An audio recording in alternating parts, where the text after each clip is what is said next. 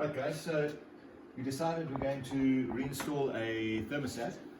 We had previously had a gutted thermostat housing on here, and we had blocked the port at the back here with a Welch plug. That forces the water to flow immediately through the radiator and engine all the time.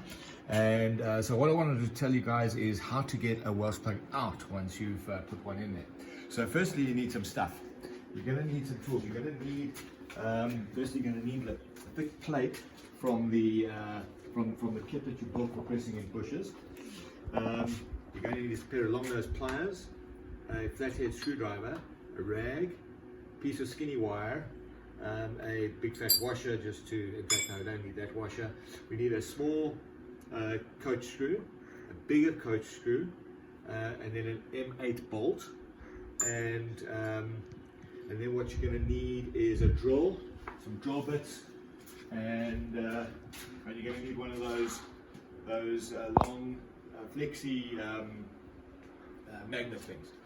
So what you do is you start off and you drill a small hole, a 3mm hole in the middle of the Welch plug.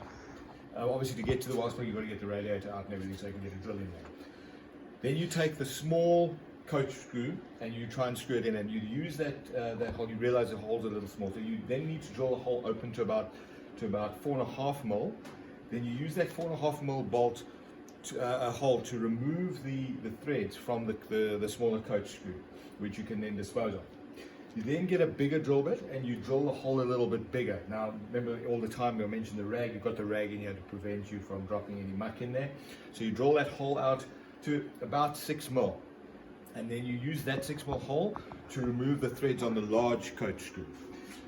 Once you're finished with that, then you decide to rather get a tap and die, or a tap set. So you tap out that the middle of the hole to M6.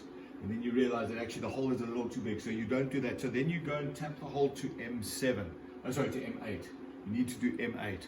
And that's when you get your little plate and your M8 bolt and you screw it in there and you gently start tightening that out. So you want to start drawing the Welch plug out. So you do that until you remove the threads on the M8 bolt, and then so you remove that and you put that stuff aside. So then what you do is then you go and watch YouTube videos and you find out how to actually remove a Welch plug.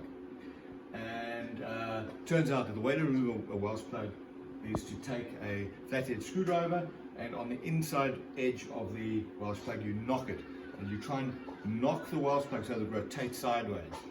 But you've got to do this carefully. You've got to be careful because, and I knew this, because you don't know what's behind there. You don't want the Welch plug to go in through the back there, so you've got to do it carefully.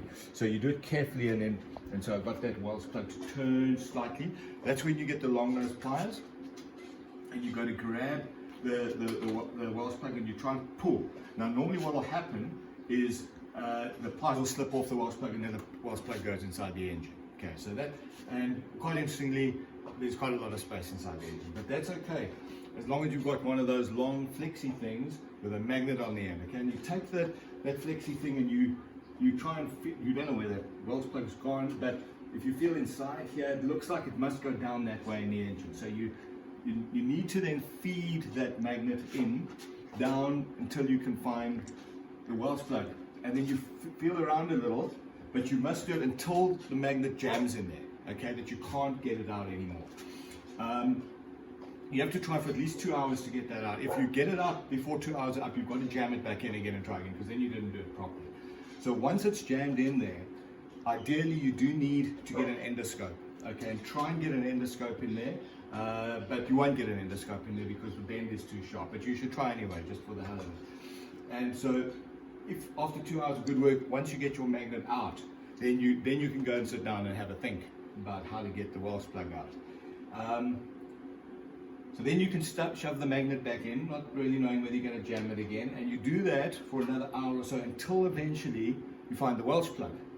And then you gently, now the way to get the magnet in, by the way, you don't want to get it in through the Welch plug hole because then the radius is too sharp. You can't pull the thing back. So you luckily can actually get in through the back here, okay, through this hole of the thermostat cover. You can get your magnet through here and it goes down the back and into the engine, and eventually, if you're really lucky, you will grab the Welch plug, and then you bring it back. But you can't just pull that back because the magnet is dragging against the back wall. It will throw the Welch plug off. So you've got to get your other finger in here, which you normally have to amputate at least 2 fingers at the second knuckle, but you can get around the back of the magnet and support it away from the edge and gently work it back slowly until the Welch plug appears over there.